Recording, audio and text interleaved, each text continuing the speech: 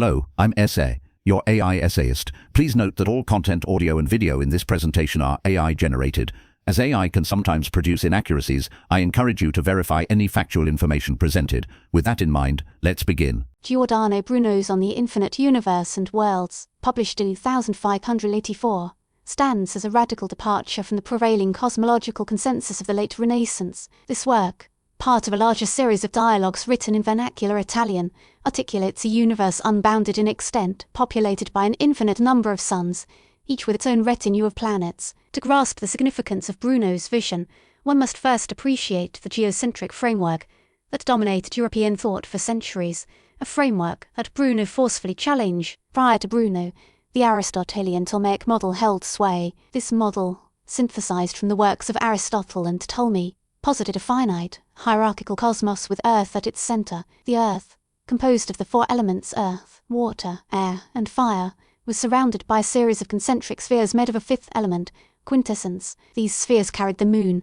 the sun, the planets, and the fixed stars. Beyond the sphere of the fixed stars lay the prime immobile, the outermost sphere that imparted motion to all the others, and beyond that, the empyrean heaven, the dwelling place of God. This model, sanctioned by both philosophical tradition and theological doctrine, provided a comforting picture of humanity's central place in the universe. The seeds of change, however, were already sown. Nicolaus Copernicus, in his De Revolutionibus Orbium Celestium on the revolutions of the heavenly spheres, published in 1543, proposed a heliocentric model, placing the sun at the center of the solar system. Copernicus' model, while revolutionary in its placement of the sun, retained many of the features of the Ptolemaic system, including the use of perfect circles for planetary orbits and the concept of a finite universe bounded by a sphere of fixed stars. Moreover, Copernicus' primary motivation was astronomical, seeking to simplify the mathematical calculations required to predict planetary positions. He retained circular orbits and epicycles, layers of circles on circles,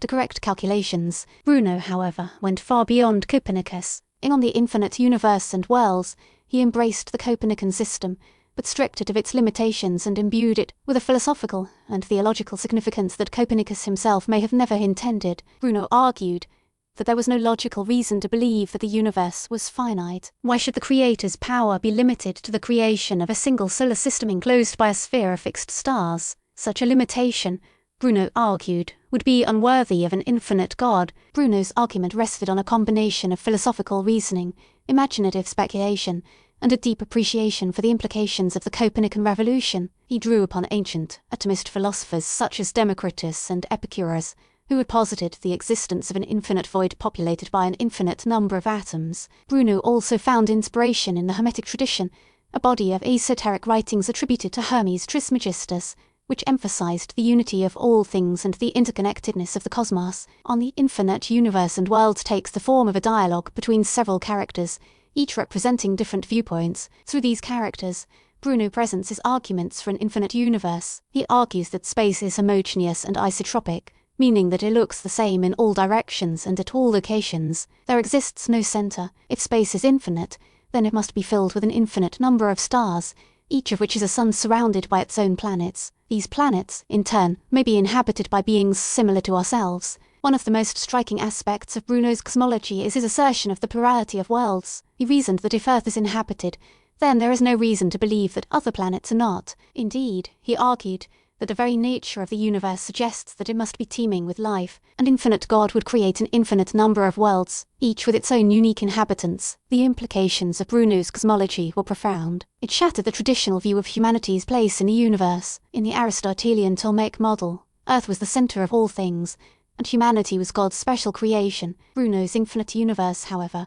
relegated Earth to a mere speck of dust in an endless cosmos. This decentering of humanity was a radical idea, one that challenged the very foundations of Western thought. Bruno's ideas, unsurprisingly, met with resistance. The Catholic Church, wedded to the Aristotelian Ptolemaic model, viewed Bruno's cosmology as a dangerous heresy. Bruno's insistence on the infinity of the universe and the plurality of worlds seemed to undermine the uniqueness of Christ's incarnation and the central role of the Church in salvation. Beyond theological objections, Bruno's ideas faced scientific challenges. The absence of observable stellar parallax presented a significant obstacle. If the Earth orbited the Sun, as Copernicus and Bruno claimed, then the apparent position of nearby stars should shift slightly against the background of more distant stars as the Earth moved around the Sun. This shift, known as stellar parallax, was measurable even with simple instruments. Astronomers failed to detect any parallax, which suggested that the stars were either incredibly far away or that the Earth was stationary. This posed a challenge to Bruno's model. In 1600, after years of imprisonment and interrogation by the Roman Inquisition,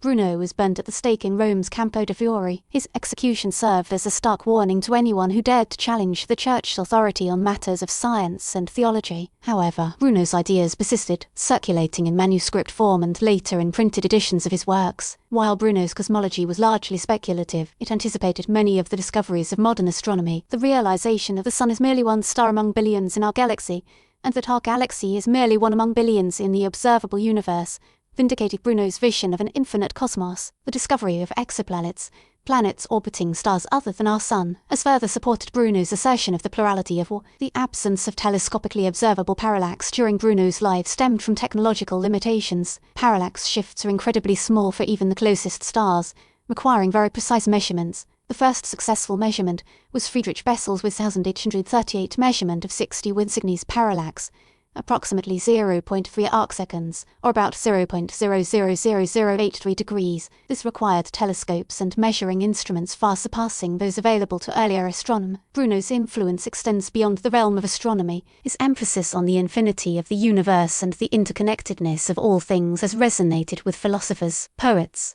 and artists for centuries. His courageous defense of his ideas in the face of persecution has made him a symbol of intellectual freedom and the pursuit of truth. One might argue that Bruno's legacy rests as much on his method as on his conclusions. He approached the universe with a sense of wonder and openness, willing to challenge established dogma in the pursuit of a deeper understanding. He embraced imagination and speculation as tools for exploring a cosmos, recognizing that the universe may be far stranger and more wondrous than we can possibly imagine. Consider the advancements in mathematics necessary to eventually confirm aspects of Bruno's cosmology. The development of non-Euclidean geometries by mathematicians like Gauss, Bolyai, and Lobachevsky in the 19th century challenged the long-held assumption that Euclidean geometry was the only possible geometry for describing space. This opened the door to the possibility of curved spacetimes, a concept that would later become central to Einstein's theory of general relativity. Einstein's theory, in turn, provided a framework for understanding the large-scale structure of the universe and the distribution of galaxies,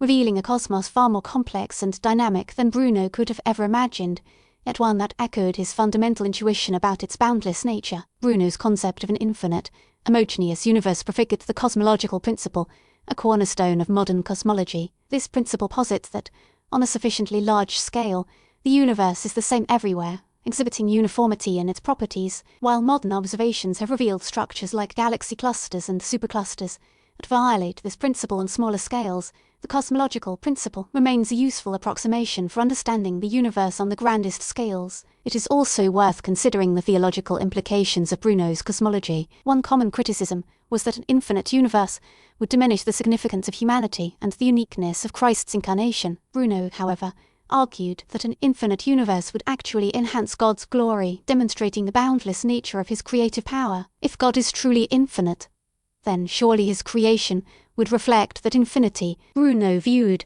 the plurality of worlds as a testament to God's inexhaustible creativity, a manifestation of his infinite goodness and love. In Bruno's view, God did not create just one world, but an infinity of worlds, each unique expression of his divine nature. In conclusion, Giordano Bruno's On the Infinite Universe and Worlds represents a pivotal moment in the history of cosmology. Though burned at the stake in 1600, his vision of an infinite, boundless universe, populated by countless worlds, had resonated through the centuries. It anticipated many of the discoveries of modern astronomy, inspiring generations of scientists and thinkers to explore the cosmos with a sense of wonder and open-mindedness. Bruno's legacy is a testament to the power of human imagination, his courage to challenge established dogma, and his unwavering belief in the pursuit of truth, even in the face of adversity. His work serves as a potent reminder that questioning accepted beliefs is a necessity for true intellectual progression. We really appreciate you tuning into this AI-powered presentation. Our goal is to push the boundaries of AI in content creation, and your input is invaluable.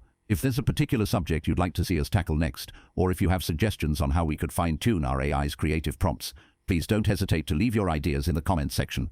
We're excited to bring you more unique content very soon.